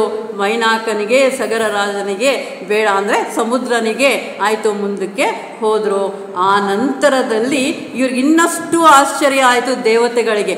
ನೋಡೋಣ, ಅರ್ಥ ಆಗ್ತಾ ಇದೆಯಲ್ಲ, ನಾವು ಒಳ್ಳೆಯ ಹೆಜ್ಜೆ ಹಾಕಬೇಕು ಅಂದರೆ ಮಧ್ಯೆ ಮಧ್ಯೆ ಮಧ್ಯೆ ಮಧ್ಯೆ ಕಷ್ಟಗಳು ಬರುತ್ತೆ. ಹೇಗೇಗೋ ನಡೀತಾ ಇದ್ದರೆ ಕಷ್ಟಗಳು ಕಡಿಮೆನೇ. ಸರಿಯಾದ ದಾರಿಯಲ್ಲಿ ನಡಿಬೇಕು ಅಂತ ನಾವು ಯಾವಾಗ ಸಂಕಲ್ಪ ಮಾಡಿದ್ವೋ ಆಗ ಕಷ್ಟಗಳು ಬಂದೇ ಬರುತ್ತೆ. ಯಾತಕ್ಕಾಗಿ ಕಷ್ಟಗಳು ಬರುತ್ತೆ? ನಾನು ಧರ್ಮ ಮಾರ್ಗದಲ್ಲಿ ನಡಿಬೇಕು ಅನ್ನುವಂಥ ಸಂಕಲ್ಪ ನಿನ್ನಲ್ಲಿ ಎಷ್ಟರ ಮಟ್ಟಿಗೆ ನಿರ್ಧಾರವಾಗಿದೆ ಅನ್ನೋದನ್ನು ಟೆಸ್ಟ್ ಮಾಡೋದಕ್ಕಾಗಿ ಮಧ್ಯೆ ಮಧ್ಯೆ ತೊಂದರೆಗಳು ಬರುತ್ತೆ. ಆ ತೊಂದರೆಗಳಿಗೆ ಭಯಪಡದೀರಾ, ತೊಂದರೆಗಳಿಗೆ ಭಯಪಟ್ಟು ಬೇರೆ ಮಾರ್ಗವನ್ನು ಹಿಡಿದೀರಾ, ನಾನು ಧರ್ಮ ಮಾರ್ಗದಲ್ಲೇ ನಡೀತೀನಿ ಅಂದರೆ ನಾವು ಗೆಲ್ತೀವಿ, ತೊಂದರೆಗಳು ಕಡಿಮೆ ಆಗೋಗುತ್ತೆ. ಅದಕ್ಕಾಗಿ ಮತ್ತೆ ಈಗ ದೇವತೆಗಳು ಏನು ಮಾಡಿದ್ರು, ಸುರಸೆ ಅನ್ನುವಂತಹ ಒಬ್ಬ ನಾಗಕನ್ಯೆಯನ್ನು ಕಳಿಸಿದ್ರು. ಆಗಲಿ ನೋಡು, ಅಲ್ಲೇನೋ ವಿಶ್ರಾಂತಿ ತಗೊಳ್ಳಿಲ್ಲ, ತುಂಬ ಸಂತೋಷ ಆಯಿತು. ಆದರೆ ನೀನು ಹೋದರೆ ಏನಾದರೂ ಭಯ ಪಡ್ತಾನಾ? ಭಯ ಪಡ್ಕೊಂಡು ಇದೇನೋ ತೊಂದರೆ ಆಗೋಗ್ತಾ ಇದೆಯಲ್ಲಪ್ಪ, ಯಾಕೆ ಬೇಕಪ್ಪ, ಸುಮ್ಮನೆ ವಾಪಸ್ ಹೋಗೋಣ ಅಂತ ಏನಾದರೂ ಯೋಚನೆ ಮಾಡ್ತಾನ? ಆಗಲಿ ನೀನು ನೋಡು ಅಂತಂದ್ಬಿಟ್ಟು ಅವಳನ್ನು ಕಳಿಸ್ಕೊಟ್ರು. ಯಾರನ್ನ? ಸುರಸೆ ಅನ್ನೋಂಥವಳು. ಅವಳು ಬಂದು ದೊಡ್ಡದಾಗಿ ಅಡ್ಡಗಾಲ ಹಾಕಿ ನಿಂತ್ಕೊಂಡ್ಳು. ಇಲ್ಲ, ನೀನು ಮುಂದೆ ಹೋಗೋದಕ್ಕೆ ಸಾಧ್ಯ ಇಲ್ಲ. ಕಾರಣ ಏನು ಅಂದರೆ, ಇಂಥ ಅಗಾಧವಾಗಿರುವಂಥ ಶರೀರ ನನಗೆ ಇವತ್ತು ಆಹಾರವಾಗಿ ಸಿಗ್ತಾ ಇದೆ, ಅಂದಮೇಲೆ ನಾನು ಈ ಆಹಾರನ ಸ್ವೀಕರಿಸಿ ಮಾತ್ರನೇ ನಾನು ಮುಂದಕ್ಕೆ ಹೋಗ್ತೀನಿ, ಇಲ್ಲ ಅಂದರೆ ಇಲ್ಲ ಅಂತ ಹನುಮಂತ ಕೇಳ್ಕೊಂಡ. ಏನು ಕೇಳ್ಕೊಂಡ? ಇಲ್ಲ ತಾಯಿ, ನೀನು ಆಹಾರನ ಕೇಳ್ತಾ ಇದೀಯಾ, ತಿಂಡಿ ಕೇಳಿದವ್ರಿಗೆ ಇಲ್ಲ ಅಂತ ಹೇಳುವಂಥದ್ದು ಅಧರ್ಮ ಆಗುತ್ತೆ. ಖಂಡಿತ ನಾನು ನಿನಗೆ ಆಹಾರ ಹಾಕ್ತೀನಿ. ಯಾವಾಗ ಅಂದರೆ, ಹೋಗ್ತೀನಿ, ಸೀತಾಮಾತೆನ ಹುಡುಕೊಳ್ತೀನಿ, ಎಲ್ಲಿದ್ದಾಳೆ ವಿಚಾರ ತಿಳ್ಕೊಳ್ತೀನಿ, ರಾಮಚಂದ್ರನಿಗೆ ತಿಳಿಸ್ತೀನಿ, ವಾಪಸ್ಸು ಬಂದು ನಾನೇ ನಿನಗೆ ಆಹಾರ ಹಾಕ್ತೀನಿ, ನಾನು ಸತ್ಯವನ್ನೇ ನುಡಿತಾ ಇದ್ದೀನಿ ಅಂತ ಹೇಳ್ದ. ಪುಣ್ಯಕೋಟಿ ನೆನಪಾಗುತ್ತಲ್ಲ, ಪುಣ್ಯಕೋಟೆ ಹಾಗೆ ತಾನೇ ಹೇಳಿದ್ದು. ಅದೇ ರೀತಿಯಲ್ಲಿ ನಾನು ಸತ್ಯವನ್ನೇ ಹೇಳ್ತಾ ಇದ್ದೀನಿ, ನಾನು ತಪ್ಪು ಹೇಳ್ತಾ ಇಲ್ಲ, ಅಸತ್ಯ ಹೇಳ್ತಾ ಇಲ್ಲ ಅಂದಾಗ ಆಕೆ ನಂಬೋದಿಲ್ಲ. ಇಲ್ಲ ಇಲ್ಲ, ಪ್ರಾಣ ಹೋಗ್ತೀನಿ ಮತ್ತೆ ವಾಪಸ್ ಯಾರಾದರೂ ಬರ್ತಾರಾ ಅಂತ ಆಕೆ ದೊಡ್ಡದಾಗಿ ದೊಡ್ಡದಾಗಿ ದೊಡ್ಡದಾಗಿ ಬೆಳೀತಾನೇ ಬರ್ತಾಳೆ. ನಮ್ಮ ಕಷ್ಟಗಳು ದೊಡ್ಡದಾಗಿ ಬೆಳೆದ ರೀತಿಯಲ್ಲಿ ಸುಂದರಕಾಂಡ ನಮಗೆ ಯಾವ ರೀತಿಯಲ್ಲಿ ಧೈರ್ಯವನ್ನು ಕೊಡುತ್ತೆ ಅಂತ ನಾವೀಗ ಅನಲೈಸ್ ಮಾಡ್ತಾ ಬರೀ ಸುಂದರಕಾಂಡ ಓದ್ಕೊಂಡು ಹೋದರೆ ಅಲ್ವಾ, ಏನಿದೆ ಆ ಕಷ್ಟಗಳ ಪರಂಪರೆ ದೊಡ್ಡದಾಗಿದ್ದಾಗ ನಾವೇನು ಮಾಡ್ತೀವಿ, ನಾವು ಚಿಕ್ಕದಾಗ್ಬಿಟ್ಟು ಕಷ್ಟಗಳನ್ನು ದೊಡ್ಡದಾಗಿ ಊಹೆ ಮಾಡ್ಕೊಳ್ತೀವಿ. ಅದಕ್ಕೆ ಕಷ್ಟ ದೊಡ್ಡದಾಗುತ್ತೆ, ನಾವು ಚಿಕ್ಕವರಾಗ್ತೀವಿ. ಯಾರು ಗೆಲ್ತಾರೆ? ದೊಡ್ಡದಾಗಿರೋ ಕಷ್ಟನೇ ಗೆಲ್ಲುತ್ತೆ, ನಾವು ಸೋಲ್ತೀವಿ. ಹೌದು ತಾನೆ? ಅದು ಹೆಚ್ಚಿನ ಅನುಭವ ನಮ್ಮ ಜೀವನಗಳಲ್ಲಿ ಹಾಗೆ ಆಗುತ್ತೆ. ಇಲ್ಲೂ ಕೂಡ ಸುರಸೆ ದೊಡ್ಡದಾಗಿ ದೊಡ್ಡದಾಗಿ ದೊಡ್ಡದಾಗಿ ದೊಡ್ಡದಾಗಿ ಬೆಳೀತಾನೆ ಬಂದ್ಲು. ಹನುಮಂತ ಏನು ಮಾಡ್ದ? ಅವಳಿಗಿಂತಲೂ ದೊಡ್ಡದಾಗಿ ಬೆಳೀತಾ ಬಂದ. ಅದರ ಅರ್ಥ ಏನು? ಕಷ್ಟವನ್ನು ನೀನು ಮ್ಯಾಗ್ನಿಫೈ ಗ್ಲಾಸಿಂದ ಅಂದರೆ ಭೂತ್ಕರಣಿಯಿಂದ ನೋಡಿದ್ರೆ ಅದು ದೊಡ್ಡದಾಗಿ ಕಾಣಿಸುತ್ತೆ. ನೀನು ಆ ಕಷ್ಟದಿಂದ ಹೊರಬರೋದಕ್ಕೆ ಸಾಧ್ಯ ಆಗಲ್ಲ. ನೀನು ಯೋಚನೆ ಮಾಡಬೇಕಾಗಿರೋದು ಹೇಗೆ, ಕಷ್ಟಕ್ಕಿಂತಲೂ ನಾನು ದೊಡ್ಡವನ ಕಷ್ಟ ದೊಡ್ಡದ, ನನ್ನ ಮುಂದೆ ಕಷ್ಟ ಏನೂ ಅಲ್ಲ ಅನ್ನುವಂಥ ಸಂಕಲ್ಪವನ್ನು ಮಾಡಿಕೊಂಡಾಗ ಮಾತ್ರನೇ ನೀನು ಕಷ್ಟವನ್ನು ಗೆಲ್ಲೋದಕ್ಕೆ ಸಾಧ್ಯ ಆಗುತ್ತೆ. ಆ ರೀತಿಯಾಗಿ ಬೆಳೆದ ಹನುಮಂತ ಮತ್ತು ತಕ್ಷಣ ಯುಕ್ತಿ, ಆ ಕಷ್ಟ ಬಂದಿದೆ, ಯುಕ್ತಿಯಿಂದ ಯಾವ ರೀತಿ ನಾನು ಆ ಕಷ್ಟದಿಂದ ಬಿಡುಗಡೆಯನ್ನು ಹೊಂದಬೇಕು ಅಂತ ಚಿಂತೆಯಲ್ಲಿ ಮುಳುಗುವಂಥದ್ದು ಅಲ್ಲ, ಚಿಂತನೆ ಮಾಡಿ ಯಾವ ರೀತಿ ಅದರಿಂದ ಹೊರಗೆ ಬರಬೇಕು ಅನ್ನೋಂಥ ಪ್ರಯತ್ನ ಮಾಡೋ ರೀತಿ ದೊಡ್ಡದಾಗಿ ಬೆಳೆದ ಸಣ್ಣದಾಗಿ ಆಗೋಗ್ಬಿಟ್ಟು ಒಳಗೆ ಹೋಗಿ ವಾಪಸ್ಸು ಹೊರಗೆ ಬಂದುಬಿಟ್ಟ. ದೇವತೆಗಳಿಗೆಲ್ಲ ಅಬ್ಬಾ ಬುದ್ಧಿ ಇದೆ, ಬಲ ಇದೆ, ಯುಕ್ತಿ ಇದೆ, ಏನಿಲ್ಲ ಹನುಮಂತನಿಗೆ. ಅವನು ವಾಪಸ್ಸು ಹೊರಟ. ಅದೇ ಸ್ಪೀಡಲ್ಲಿ ಮತ್ತೆ ಮುಂದುವರೆದ. ಈಗ ನಿಜವಾದ ವಿಘ್ನ, ಇವೆರಡು ಕೂಡ ಒಂದು ವಿಶ್ರಾಂತಿ, ಒಂದು ಟೆಸ್ಟು. ಆದರೆ ಇಲ್ಲೇನಾಯಿತು, ನಿಜವಾದ ಕಷ್ಟನೇ ಬಂತು. ಯಾರದು ಅಂದರೆ ಸಿಂಹಿಕೆ ದೊಡ್ಡದಾಗಿ ಅಗಲವಾಗಿ ಬಾಯಿ ಇಟ್ಕೊಂಡು ನಿಂತ್ಕೊಂಡ್ಬಿಟ್ಲು. ರಾಕ್ಷಸಿ ಏನು ಮಾಡಿದ್ರು ಕೂಡ ಜಾಗ ಬಿಡಲ್ಲ ಅಂತಾಳೆ. ಅಲ್ಲೂ ಕೂಡ ಹನುಮಂತ ದೊಡ್ಡದಾಗಿ ಬೆಳೆದು ಮತ್ತು ಸಣ್ಣದಾಗಿ ಆಗೋಗ್ಬಿಟ್ಟು ಅವಳ ಬಾಯಿಂದ ಹೋಗಿ ಅವಳನ್ನ ಸೀಳ್ಕೊಂಡು ಮತ್ತೆ ದೊಡ್ಡದಾಗಿ ವಾಪಸ್ಸು ಬರ್ತಾನೆ. ಅಂದರೆ ಏನು ಕಷ್ಟಗಳು ಬಂದರು, ಯಾವ ರೀತಿಯಾದ ಪರೀಕ್ಷೆಗಳು ಬಂದರು, ಯಾವ ರೀತಿಯಾದ ಸುಖಗಳು ಬಂದರು, ಸುಖ ಬಂತು, ಪರೀಕ್ಷೆ ಬಂತು, ಕಷ್ಟ ಬಂತು, ಎಲ್ಲೂ ಹನುಮಂತ ನಿಲ್ಲಲಿಲ್ಲ. ಯಾಕೆ ಅಂದರೆ ದೃಢ ಸಂಕಲ್ಪ, ಗುರಿ ಮುಟ್ಟುವ ತನಕ ನಿಲ್ಲದಿರು. ಅವನ ಗಮನ ಎಲ್ಲ ಸೀತಾನ್ವೇಷಣೆ, ಮಧ್ಯೆ ಯಾವುದೂ ಕೂಡ ಮುಖ್ಯ ಅಲ್ಲ. ಅದೇ ವೇಗದಲ್ಲಿ ಮುಂದುವರೆದು ಹೋಗಿ ಲಂಕಾಪಟ್ಟಣವನ್ನು ಸೇರಿದ. ಲಂಕಾಪಟ್ಟಣವನ್ನು ಸೇರುವಂಥ ಅಷ್ಟೊತ್ತಿಗೆ ರಾತ್ರಿ ಆಗಿತ್ತು. ರಾತ್ರಿಯ ವೇಳೆ ಇನ್ನೇನು ಲಂಕಾಪಟ್ಟಣವನ್ನು ಪ್ರವೇಶ ಮಾಡಬೇಕು. ಅಲ್ಲಿ ಲಂಕಿಣಿ ಕಾಯ್ತಾ ಇದ್ಲು, ಅಂದರೆ ಲಂಕಾಧಿಪತಿ. ಲಂಕೆಯನ್ನು ಕಾಪಾಡೋದಕ್ಕಾಗಿ ಅಂತ ರಾವಣಾಸುರನಿಂದ ನಿರ್ಮಿತವಾಗಿರುವಂತಹ ಆಕೆ. ಅವಳು ಎಷ್ಟೆಲ್ಲ ಹೇಳಿದ, ಲಂಕೆ ನೋಡೋಕ್ಕೆ ಬಂದಿದ್ದೀನಿ, ನೋಡ್ಕೊಂಡು ವಾಪಸ್ ಹೋಗ್ತೀನಿ, ಏನು ಒಳ್ಳೆಯ ಮಾತುಗಳು ಹೇಳಿದ್ರು ಆಕೆ ಕೇಳಲಿಲ್ಲ. ದೊಡ್ಡದಾಗಿ ಪ್ರಹಾರ ಮಾಡ್ತಾನೆ ಹನುಮಂತ. ಲಂಕಿಣಿ ಬಿದ್ದೋಗ್ತಾಳೆ. ಆವಾಗ ಹೇಳ್ತಾಳೆ, ಹೌದು, ಬ್ರಹ್ಮದೇವ ನನಗೆ ಹೇಳಿದ್ದ, ಯಾವತ್ತು ನನಗೆ ಪರಾಜಯ ಆಗುತ್ತೋ, ನನಗೆ ಸೋಲಾಗುತ್ತೋ ಆ ದಿನ ಇಡೀ ಲಂಕೆಗೆ ಸೋಲಾಗುತ್ತೆ, ಲಂಕೆಯನ್ನು ಉಳಿಯೋದಕ್ಕೆ ಸಾಧ್ಯ ಇಲ್ಲ ಅಂತ. ಅಂತಹ ದಿನ ಬಂದಿದೆ ಅಂತ ನನಗೆ ಅರ್ಥ ಆಗ್ತಾ ಇದೆ.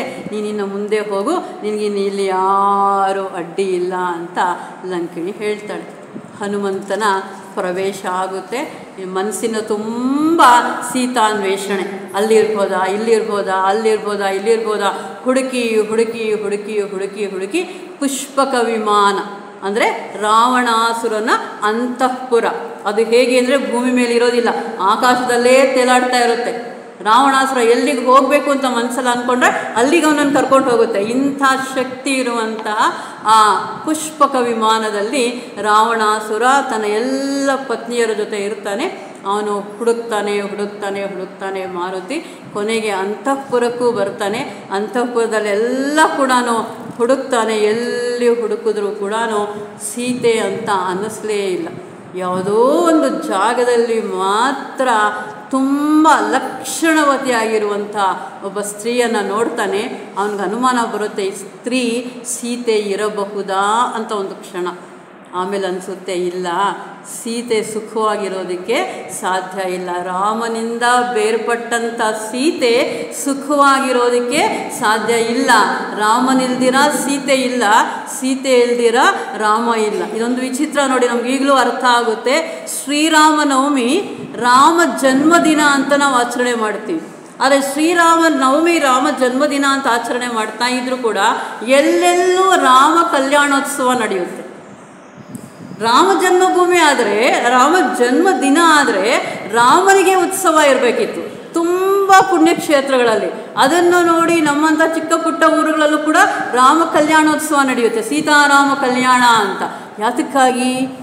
ನಾವು ರಾಮನನ್ನು ಬಿಟ್ಟು ಸೀತೆಯನ್ನು ಬಿಟ್ಟು ರಾಮನನ್ನು ಊಹೆ ಮಾಡ್ಕೊಳ್ಳೋದಕ್ಕೆ ಸಾಧ್ಯ ಇಲ್ಲ. ಸೀತಾರಾಮರಷ್ಟೇ, ಅವರಿಲ್ದಿರ ಇವರಿಲ್ಲ, ಇವರಿಲ್ದಿರ ಅವರಿಲ್ಲ. ಹಾಗಾಗಿ ಹನುಮಂತನಿಗನ್ಸುತ್ತೆ, ಓ ಎಂಥ ಬುದ್ಧಿ ಕಡಿಮೆ, ನನಗೆ ಸೀತೆ ಇಲ್ಲಿರೋದಕ್ಕೆ ಸಾಧ್ಯ ಇಲ್ಲ. ಆಮೇಲೆ ಅರ್ಥ ಆಯಿತು ಅವನಿಗೆ, ಮಂಡೋದರಿ ಅಂತ, ಅಂದರೆ ರಾವಣನ ರಾಣಿ, ಮಹಾರಾಣಿ ಅಂತ. ಸರಿ, ಹುಡುಕಿ ಹುಡುಕಿ ಹುಡುಕಿ ಹುಡುಕಿ ಹುಡುಕಿ ಬಂದು ಬಂದು ಬಂದು ಕೊನೆಗೆ ತುಂಬ ನೋವಾಗಿ ಒಂದು ಜಾಗದಲ್ಲಿ ನಿಂತ್ಕೊಳ್ತಾನೆ ಹನುಮಂತ. ಅನ್ನಿಸ್ತು ಅವನಿಗೆ, ಎಂಥ ಕೆಲಸ ಮಾಡಿದೆ, ಎಲ್ಲ ಅಂತಃಪುರದ ಒಳಗಡೆನೂ ಹೊಟ್ಟೋಗ್ಬಿಟ್ಟೆ, ಎಲ್ಲ ಸ್ತ್ರೀಯರ ಮಧ್ಯೆನೂ ಓಡಾಡಿಬಿಟ್ಟೆ, ನಾನು ಮಾಡಿದ್ದು ತಪ್ಪಲ್ವಾ ಅಲ್ವಾ?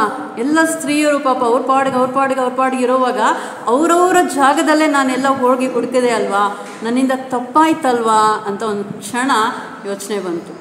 ಆಗ ಅವನಿಗನ್ನಿಸುತ್ತೆ ನೋಡಿ, ಮನೋಹಿ ಹೇತು ಸರ್ವೇಷಾಂ ಇಂದ್ರಿಯಾಣಾಂ ಪ್ರವರ್ತತೆ ಶುಭಾಶುಭ ಸ್ವವಸ್ಥಾಸು ತಚ್ಛಮೆ ಸುವ್ಯವಸ್ಥಿತಂ. ಇಂದ್ರಿಯಗಳ ಕೆಲಸ ಮಾಡುತ್ತೆ, ಕಣ್ಣು ನೋಡುತ್ತೆ, ಕಿವಿ ಕೇಳಿಸ್ಕೊಳ್ಳುತ್ತೆ, ನಾಲಿಗೆ ರುಚಿಯನ್ನು ನೋಡುತ್ತೆ, ಅದು ಅದರ ಸ್ವಭಾವ ಅದು ಮಾಡ್ಕೊಂಡು ಹೋಗುತ್ತೆ. ಆದರೆ ಇದರಲ್ಲೆಲ್ಲದೂ ಕೂಡ ಶುಭ ಅಶುಭ ಅನ್ನೋದನ್ನು ಸೇರಿಸೋದು ಯಾರು ಅಂದರೆ ನಮಗೆಲ್ಲರಿಗೂ ಗೊತ್ತು, ಮನಸ್ಸು ಅಷ್ಟೇ. ಒಂದು ಹೆಣ್ಣು ಮಗುನ ನೋಡಿದಾಗ ಅವಳು ನನ್ನ ಸೋದರಿ, ನನ್ನ ತಂಗಿ, ನನ್ನ ಮಗಳ ಸಮಾನ, ನೋಡೋದು ಒಂದೇನೆ. ಆದರೆ ಮನಸ್ಸು ಅಲ್ಲಿ ಯಾವ ರೀತಿ ಪ್ರತಿಕ್ರಿಯೆಯನ್ನು ತೋರಿಸುತ್ತೆ ಅನ್ನೋದ್ರ ಮೇಲೆ ಅದು ಒಳ್ಳೆಯದಾ ಕೆಟ್ಟದ್ದ. ಒಂದು 16 ವರ್ಷದ ಮಗುನ ನೋಡಿದವನಿಗೆ, 20 ವರ್ಷದವನಿಗೆ, ಅವನ ತಂಗಿಗೆ ತಂಗಿ ಅನಿಸುತ್ತೆ, ನೋಡಿದ್ದು ಒಂದೇ, ತಂಗಿ ಅನ್ನೋ ಭಾವನೆ ಬಂತು. ಇನ್ಯಾನೋ ನೋಡಿದಾಗ ಇನ್ಯಾವುದೋ ಭಾವನೆ ಬಂತು, ನೋಡಿದ್ದು ಒಂದೇ. ಅದೇ ಬೇರೆ ಬೇರೆ, ಇದು ಒಳ್ಳೆಯದು ಇದು ಕೆಟ್ಟದ್ದು ಅಂತ ಮಾಡ್ತಾ ಇರುವಂಥದ್ದು ಯಾರು? ಮನಸ್ಸು. ನೋಡಿ ಎಷ್ಟು ಚೆನ್ನಾಗಿದೆ, ನಮ್ಮ ಥಿಯಾಸಫಿಗೆ ಎಷ್ಟು ಹತ್ತಿರವಾಗಿದೆ ನೋಡಿ. ಆಗ ಹನುಮಂತನಿಗೆ ಅನ್ನಿಸ್ತು, ಇಷ್ಟು ಹೆಂಗಸರ ಮಧ್ಯೆ ನಾನು ಓಡಾಡದೆ, ನೋಡಬೇಕಾಗಿತ್ತು ಯಾರನ್ನು ನೋಡಬೇಕಾಗಿತ್ತು? ಸೀತೆಯನ್ನು ನೋಡಬೇಕಾಗಿತ್ತು, ಸೀತೆಯನ್ನು ಹುಡುಕಬೇಕಾಗಿತ್ತು. ನಾನು ಹುಡುಕದೆ ನನ್ನ ಮನಸ್ಸಿನಲ್ಲಿ ಏನಾದರೂ ಚಾಂಚಲ್ಯ ಹುಟ್ಟಿ ಬಂತ, ಅದಲ್ವಾ ಅಲ್ಲಿ ನಾವು ಗಮನಿಸ್ಬೇಕಾಗಿರೋದು, ಪರೀಕ್ಷೆ ಮಾಡಬೇಕಾಗಿರೋವಂಥದ್ದು. ನನ್ನ ಮನಸ್ಸಿನಲ್ಲಿ ಯಾವ ರೀತಿಯಾದ ಚಾಂಚಲ್ಯನೂ ಬರಲಿಲ್ಲ. ಸೀತೆಯನ್ನು ನಾನು ಎಲ್ಲಿ ಹುಡ್ಕೋದಕ್ಕೆ ಸಾಧ್ಯ? ಹೆಣ್ಣು ಮಕ್ಕಳ ಮಧ್ಯದಲ್ಲೇ ಸೀತೆಯನ್ನು ನಾನು ಹುಡ್ಕೋದಕ್ಕೆ ಸಾಧ್ಯ. ಅಂದಮೇಲೆ ಮನಸ್ಸು ಸ್ಥಿಮಿತವಾಗಿದ್ದಾಗ ಪಾಪ ಪುಣ್ಯಗಳ ವಿಚಾರ ಅಲ್ಲಿ ಬರೋದಿಲ್ಲ. ಅದು ಒಂದು ಕಡೆ ಆಯಿತು. ಇನ್ನು ಎರಡನೇದಾಗಿ, ಸೀತೆ ಸಿಗಲಿಲ್ಲ, ವಾಪಸ್ ಹೋಗೋಕ್ಕೆ ಅವಕಾಶ ಇಲ್ಲ. ವಾಪಸ್ ಹೋಗೋದಕ್ಕೆ ಸೀತೆ ಸಿಗಲಿಲ್ಲ ಅಂದರೆ ರಾಮ, ಅಯ್ಯೋ ಸೀತೆ ಏನಾದರೂ ಅಂತ ರಾಮ ಸತ್ತೋಗ್ಬೋದು, ಲಕ್ಷ್ಮಣ ಸತ್ತೋಗ್ಬೋದು, ಸುಗ್ರೀವ ಸತ್ತೋಗ್ಬೋದು, ಉಳಿದ ವಾನರ ಸತ್ತೋಗ್ಬೋದು. ಇದಕ್ಕೆಲ್ಲ ಕಾರಣ ಯಾರು? ನಾನೇ ಆಗ್ತೀನಿ. ಇನ್ನೇನು ಮಾಡಬೇಕಾಗಿದೆ? ಯೋಚನೆ ಮಾಡಿ ಮಾಡಿ ಮಾಡಿ ಮಾಡಿ ಮಾಡಿ ಮತ್ತೊಂದು ಸಲ ದೇವರಿಗೆಲ್ಲ ಕೂಡ ನಮಸ್ಕಾರ ಹಾಕ್ಕೊಳ್ತಾನೆ. ಹಾಕಿದಾಗ ದೂರದಲ್ಲಿ ಒಂದು ಸುಂದರವಾಗಿರುವಂತಹ ವನ ಕಾಣಿಸುತ್ತೆ, ಅಶೋಕವನ. ಶೋಕ ತಪ್ತಳಾದಂತಹ ಸೀತೆಯನ್ನು ಇಟ್ಟಂತಹ ಅಶೋಕವನ. ಓ, ಇಲ್ಲಿ ಹುಡುಕ್ಲಿಲ್ಲ ನಾನು, ಇಲ್ಲಿ ಹೋಗಿ ಹುಡ್ಕೋಣ ಅಂತೆಲ್ಲ ನೋಡ್ತಾ ಹೋಗ್ತಾನೆ. ಅಷ್ಟೊತ್ತಿಗೆ ಬೆಳಗಿನ ಜಾವ ಆಗ್ತಾ ಇದ್ದಂಗೆ ರಾವಣ ಎಲ್ಲ ಅಂತಃಪುರದ ಸ್ತ್ರೀಯರ ಜೊತೆಗೆ ಬಂದು ಸೀತೆಯನ್ನು ಮತ್ತೊಂದು ಸಲ ಹೇಳ್ತಾನೆ, ನೋಡು, ರಾಮನಿಗಾಗಿ ಕಾಯುವಂಥದ್ರಲ್ಲಿ ಅರ್ಥ ಇಲ್ಲ. ರಾಮ ಬರೋಕ್ಕೆ ಸಾಧ್ಯ ಇಲ್ಲ, ಸಮುದ್ರನ ದಾಟಿ ಅವನು ನಿನ್ನನ್ನು ಕರ್ಕೊಂಡು ಹೋಗೋದಿಲ್ಲ. ಇನ್ನಾದು ನಿನ್ನ ಮನಸ್ಸಿನಲ್ಲಿ ಬದಲಾವಣೆಯನ್ನು ತಂದ್ಕೊಳ್ಳೇಬೇಕಾಗಿದೆ ಅಂತ. ಆದರೆ ಸೀತೆ ಒಂದು ಹುಲ್ಲು ಕಡ್ಡಿಯನ್ನು ಇಟ್ಕೊಂಡು ಏನೇನೆಲ್ಲ ಮಾತಾಡ್ತಾಳೆ ಗೊತ್ತಿದೆ. ಬಟ್ ಒಂದು ಮಾತು ಹೇಳ್ತಾಳೆ ನೋಡಿ, ರಾವಣ, ನಿನ್ನ ರಾಜ್ಯದಲ್ಲಿ ಒಳ್ಳೆಯದನ್ನು ಹೇಳೋರೇ ಇಲ್ವಾ? ಅಥವಾ ಒಳ್ಳೆಯದನ್ನು ಹೇಳಿದ್ರು, ರಾವಣ, ನಿನ್ನ ರಾಜ್ಯದಲ್ಲಿ ಒಳ್ಳೆಯದನ್ನು ಹೇಳೋರೇ ಇಲ್ವಾ? ಅಂದರೆ ನಾವು ಎಂಥ ಜಾಗದಲ್ಲಿ ಜೀವನ ಮಾಡಬೇಕು? ಒಳ್ಳೆಯದನ್ನು ಹೇಳುವಂಥವ್ರ ಜಾಗದಲ್ಲಿ, ಅದೇ ಸತ್ಸಂಗ ಅನ್ನೋದು. ನಾವು ಸತ್ಸಂಗ ಅಂದರೆ ಏನು? ಒಳ್ಳೆಯದನ್ನು ಹೇಳೋವಂಥದ್ದು. ಎರಡನೇದು, ಅವರೇನೋ ಒಳ್ಳೇದು ಹೇಳ್ತಾರೆ, ನೀನು ಅದನ್ನು ಕೇಳೋದಿಲ್ವಾ?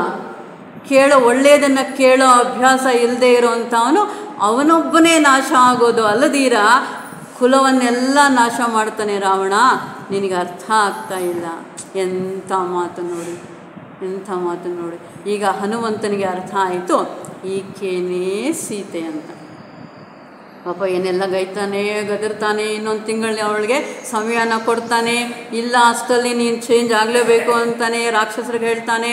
ಒಳ್ಳೆ ಮಾತಲ್ಲಾದರೂ ಆಕೆ ಮನಸ್ಸನ್ನು ಚೇಂಜ್ ಮಾಡಿ, ಕೆಟ್ಟ ಮಾತಲ್ಲಾದರೂ ಚೇಂಜ್ ಮಾಡಿ ಅಂತ ಆ ಸೀತೆ ತುಂಬ ದುಃಖದಲ್ಲಿ ಮುಳುಗಿ ಹೋಗ್ತಾಳೆ. ಈಗ ಹನುಮಂತನಿಗೆ ಅನಿಸುತ್ತೆ, ಇನ್ನು ನಾನು ಏನು ಮಾತಾಡುವಂಥ ಪ್ರಯತ್ನ ಮಾಡಿದ್ರೂ ಕೂಡ ಸೀತಾಮಾತೆ ಈ ಪರಿಸ್ಥಿತಿಯಲ್ಲಿ ನಾನು ಕೂಡ ರಾಕ್ಷಸನೇ, ಈ ವೇಷದಲ್ಲಿ ಬಂದಿದ್ದೀನಿ ಅಂತ ಅರ್ಥ ಮಾಡ್ಕೊಳ್ತಾಳೆ. ಹಾಗಾಗಿ ಸುಲಭವಾಗಿ ಅರ್ಥ ಆಗೋ ರೀತಿಯಲ್ಲಿ, ಅವಳ ಕಿವಿಗೆ ಇಂಪನ್ನು ಕೊಡುವಂಥ ರೀತಿಯಲ್ಲಿ, ಮನಸ್ಸಿಗೆ ನೆಮ್ಮದಿಯನ್ನು ಕೊಡುವಂಥ ರೀತಿಯಲ್ಲಿ ರಾಮಕಥೆಯನ್ನು ಹೇಳ್ತೀನಿ, ರಾಮಕಥೆಯ ಗಾನವನ್ನು ಮಾಡ್ತೀನಿ ಈ ಮರದ ಮೇಲೆ ಕೂತ್ಕೊಂಡು. ಆಗ ಅವಳ ಗಮನ ನನ್ನ ಕಡೆ ಬರುತ್ತೆ. ನಿಧಾನವಾಗಿ ಅವಳಿಗೆ ನನ್ನ ಮೇಲೆ ನಂಬಿಕೆ ಬರೋ ಥರ ಮಾಡ್ತೀನಿ ಅಂತ ಹೇಳ್ತಾ ಎಲ್ಲ ಪ್ರಾರಂಭದಿಂದ ದಶರಥ ಮಹಾರಾಜನಿಂದ ಮೊದಲುಕೊಂಡು ಸಂಪೂರ್ಣವಾಗಿ ಸೀತೆಯನ್ನು ರಾವಣಾಸುರ ಕೊಂಡೊಯ್ದವರೆಗೂ ಸೀತೆಗೆ ಗೊತ್ತು ಪಾಪ.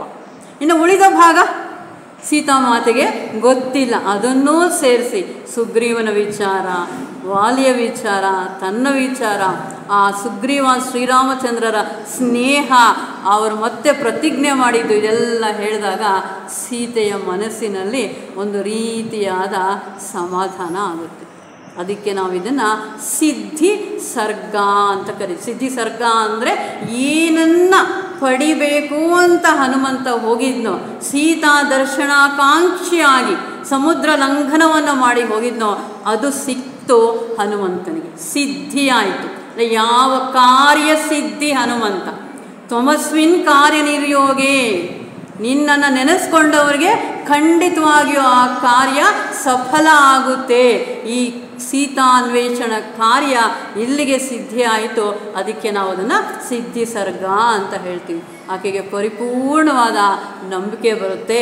ಶ್ರೀರಾಮನಿಲ್ದಿರ ನಾನು ಬದುಕೋದಕ್ಕೆ ಸಾಧ್ಯ ಇಲ್ಲ, ಇನ್ನೂ ಬದುಕಿದ್ದೀನಿ ಅಂದರೆ ಅರ್ಥ ನನ್ನ ಮನಸ್ಸಿನ ತುಂಬ ಶ್ರೀರಾಮನೇ ಸೇರಿಕೊಂಡಿರೋದು. ಶ್ರೀರಾಮನಿಂದ ನಾನು ದೂರ ಆಗಿಲ್ಲ, ದೂರ ಆದರೆ ನಾನು ಬದುಕೋದಕ್ಕೆ ಸಾಧ್ಯ ಇಲ್ಲ. ಅದಕ್ಕೆ ಹನುಮಂತ ಹೇಳ್ತಾನೆ, ಶ್ರೀರಾಮಚಂದ್ರ ಕೂಡ ಇದೇ ಪರಿಸ್ಥಿತಿಯಲ್ಲಿ ಇದ್ದಾನಮ್ಮ, ನೀನು ಬಂದರೆ ನಾನು ಕರ್ಕೊಂಡು ಹೋಗ್ತೀನಿ. ಇಲ್ಲ, ರಾಮನ ಆಜ್ಞೆ ಆಗಿಲ್ಲ, ರಾಮ ಬರಬೇಕು, ಅಧರ್ಮವನ್ನು ನಾಶ ಮಾಡಬೇಕು, ಧರ್ಮ ಸ್ಥಾಪನೆ ಮಾಡಬೇಕು. ಆಗ ಮಾತ್ರ ಇದೆಲ್ಲ ಒಂದು ಹಂತಕ್ಕೆ ಬರೋದಕ್ಕೆ ಸಾಧ್ಯ. ರಾಮನ ಅಪ್ಪಣೆ ಇಲ್ದಿರ ನಾನು ಬರೋದಕ್ಕೆ ಸಾಧ್ಯ ಇಲ್ಲ ಅಂತ ಸೀತಾಮಾತೆ ಹೇಳ್ತಾಳೆ. ಇಲ್ಲಿಂದ ಮುಂದಕ್ಕೆ ಆಕೆ ಸಂಪೂರ್ಣವಾಗಿ ನಂಬಿಕೆಯನ್ನು ಇಟ್ಕೊಂಡು ರಾಮಚಂದ್ರನಿಗೆ ಹೇಳು, 1 ತಿಂಗಳು ಮಾತ್ರ ಗಡುವನ್ನು ಕೊಟ್ಟಿರುವಂಥದ್ದು ನನಗೆ. 1 ತಿಂಗಳಾದ ಮೇಲೆ ರಾವಣ ನನ್ನನ್ನು ಬದುಕಕ್ಕೆ ಬಿಡೋದಿಲ್ಲ, ಇಲ್ಲ ನಾನು ಬದುಕೋದ್ರಲ್ಲಿ ಅದರಲ್ಲಿ ಅರ್ಥನೂ ಇಲ್ಲ. 1 ತಿಂಗಳ ಒಳಗೆ ಶ್ರೀರಾಮಚಂದ್ರ ನನ್ನನ್ನು ಕರ್ಕೊಂಡು ಹೋಗಬೇಕಾಗಿದೆ ಅಂತ ಹೇಳಿದಾಗ ಹನುಮಂತನಿಗನ್ನಿಸುತ್ತೆ, ಸೀತಾಮಾತೆಯ ದರ್ಶನ ಆಯಿತು, ಸೀತಾಮಾತೆಯಿಂದ ಅರ್ಥ ಆಯಿತು, ಯುದ್ಧವಲ್ಲದೀರ ನಾನು ಸೀತೆಯನ್ನು ಕರ್ಕೊಂಡು ಹೋಗೋದಕ್ಕೆ ಸಾಧ್ಯ ಇಲ್ಲ. ಶ್ರೀರಾಮಚಂದ್ರನ ದೂತನಾಗಿ ಅರ್ಧಂಬರ್ಧ ಕೆಲಸ ಮಾಡ್ಕೊಂಡು ಹೋಗೋದ್ರಲ್ಲಿ ಅರ್ಥ ಇಲ್ಲ. ಹಾಗಾಗಿ ಶತ್ರು ಸೈನ್ಯದ ಬಲ ಎಷ್ಟಿದೆಯೋ ನಾನು ತಿಳಿಬೇಕಾಗಿದೆ. ಆ ಬಲವನ್ನು ತಿಳಿದು ಶ್ರೀರಾಮಚಂದ್ರ ಈ ಪರಿಸ್ಥಿತಿಯಲ್ಲಿ ಲಂಕೆ ಇದೆ, ನಾವೇನೆಲ್ಲ ಉದ್ಯುಕ್ತರಾಗಿ ಹೋಗಬೇಕು ಅನ್ನೋಂಥ ಮಾತುಗಳನ್ನ ಹೇಳಬೇಕು ಅಂತ ಆ ರಾವಣಾಸುರನಿಗೆ ಇಷ್ಟವಾಗಿರುವಂತಹ ಆ ಅಶೋಕವನವನ್ನು ಕೆಡವೋದಕ್ಕೆ ಸ್ಟಾರ್ಟ್ ಮಾಡ್ತಾನೆ. ರಾವಣಾಸುರ ಏನು ಮಾಡ್ತಾನೆ, ಮಂತ್ರಿಗಳನ್ನು, ಮಂತ್ರಿಪುತ್ರ, ತನ್ನ ಸ್ವಂತ ಮಗನನ್ನು ಎಲ್ಲನೂ ಕಳಿಸ್ತಾನೆ. ಎಲ್ಲರೂ ಕೂಡ ಹನುಮಂತನ ಕೈಯಲ್ಲಿ ಹತರಾಗ್ತಾರೆ. ಕೊನೆಯಲ್ಲಿ ಇಂದ್ರಜಿತ್ ಬರುತ್ತಾನೆ. ಇಂದ್ರಜಿತ್ ಬಂದು ಆ ಬ್ರಹ್ಮಾಸ್ತ್ರವನ್ನು ಹಾಕ್ತಾನೆ. ಬ್ರಹ್ಮಾಸ್ತ್ರವನ್ನು ಹಾಕಿದಾಗ ಹನುಮಂತ 2 ರೀತಿಯಲ್ಲಿ ಯೋಚನೆ ಮಾಡುತ್ತಾನೆ. ಒಂದು, ಬ್ರಹ್ಮಾಸ್ತ್ರಕ್ಕೆ ನಾನು ತಲೆಬಾಗಬೇಕು, ಬ್ರಹ್ಮಾಸ್ತ್ರಕ್ಕೆ ನಾನು ಸಿಗಲಿಲ್ಲ ಅಂದರೆ ಬ್ರಹ್ಮದೇವರಿಗೆ ದೋಷ ಮಾಡ್ದಂಗೆ ಆಗುತ್ತೆ. ಇನ್ನು 2ನೇದು, ಹೇಗೋ ಮಾಡಿ ನಾನು ರಾವಣಾಸುರನ ಅರಮನೆಗೆ ಹೋಗಬೇಕು, ಅವನು ಏನು ಹೇಗೆ ಅವನ ವಿಚಾರ ಏನೋ ತಿಳ್ಕೊಬೇಕು.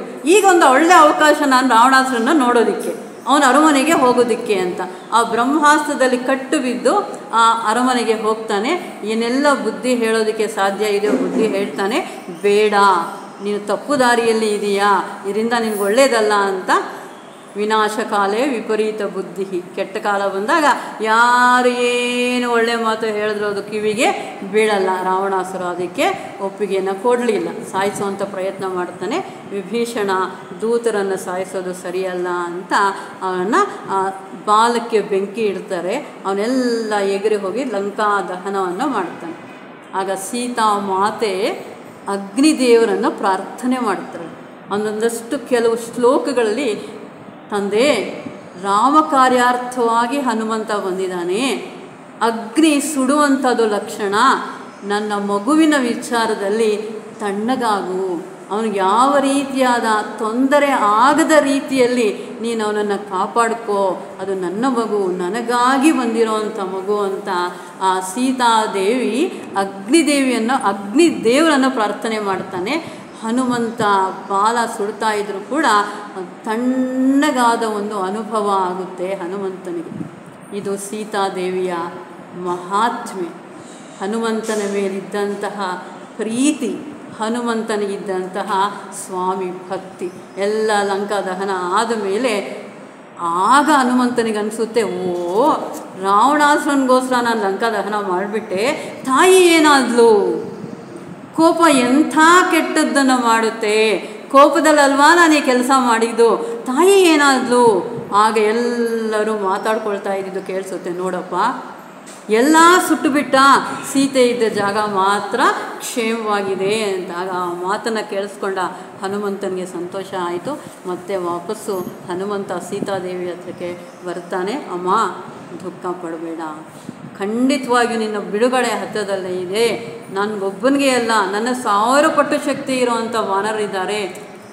ಸೀತೆಯನ್ನು ಕರ್ಕೊಂಡು ಹೋಗೋದಕ್ಕೆ ರಾಮ ಲಕ್ಷ್ಮಣರು ಬರ್ತಾರೆ. ಈ ದಿನದಿಂದ ನಿನ್ನ ಕಷ್ಟ ಸಂಪೂರ್ಣವಾಗಿ ನಿವಾರಣೆ ಆಯಿತು ಅಂತ ಹೇಳಿದಾಗ ಸೀತಾಮಾತೆ ಮಂಗಳವಾಗಲಿ ಅಂತ ಹನುಮಂತನಿಗೆ ಆಶೀರ್ವಾದ ಮಾಡ್ತಾಳೆ. ಅಂಥ ಹನುಮದ್ ಭಕ್ತಿ, ಹನುಮಂತ ನಂಬಿಕೆ, ಹನುಮಂತನೆಲ್ಲಿದ್ದಾನೋ ಅಲ್ಲಿ ಶ್ರೀರಾಮಚಂದ್ರ. ನಾವು ನೋಡಿದ್ದೀವಿ, ಹಳ್ಳಿಗಳಲ್ಲಿ ರಾಮರ ದೇವಸ್ಥಾನ ಇಲ್ಲದೆ ಇದ್ದರೂ ಕೂಡ ಹನುಮಂತನ ದೇವಸ್ಥಾನ ಇರುತ್ತೆ. ಹನುಮಂತನ ಏನಿಲ್ಲ ಅಂದರೂ ಒಂದು ಕಲ್ಲು, ಒಂದು ಕಲ್ಲಿಗೆ ಒಂದಷ್ಟು ಪೇಂಟು, ಅದು ಹಾಕಿ ಒಂದು ಹಾರ. ಕಲ್ಲಲ್ಲಿ ಅಲ್ಲ, ವಿಗ್ರಹದಲ್ಲಿ ಅಲ್ಲ, ಹನುಮಂತ ಇರೋವಂಥದ್ದು ನಮ್ಮ ಹೃದಯಗಳಲ್ಲಿ. ಹನುಮಂತನ ಹೃದಯದಲ್ಲಿ ಇರೋವಂಥದ್ದು ಸೀತಾರಾಮಚಂದ್ರ. ಆ ಹೃದಯಗಳೆಲ್ಲ ಕೂಡ, ನಮ್ಮೆಲ್ಲರ ಹೃದಯಗಳು ಆ ಹನುಮಂತ ಶ್ರೀರಾಮಚಂದ್ರದಿಂದ ತುಂಬಿ ಅವರ ಆಶೀರ್ವಾದ ನಮ್ಮೆಲ್ಲರಿಗೂ ಬರಲಿ ಅಂತ ಹೇಳ್ತಾ ನನ್ನ ಮಾತನ್ನು ನಿಲ್ಲಿಸ್ತೀನಿ.